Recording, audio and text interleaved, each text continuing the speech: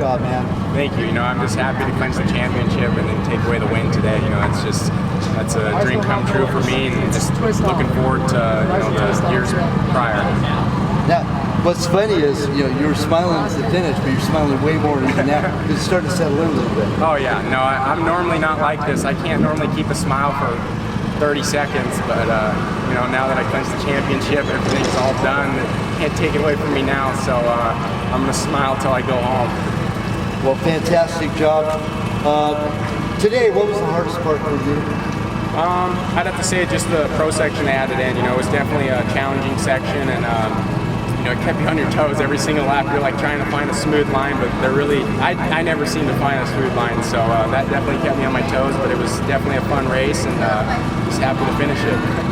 Great job. Congratulations, Austin. Thank you, everybody, for helping.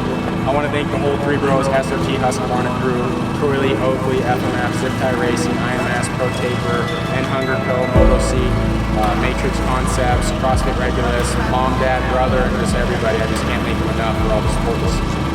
All right, our crew is 2 champions.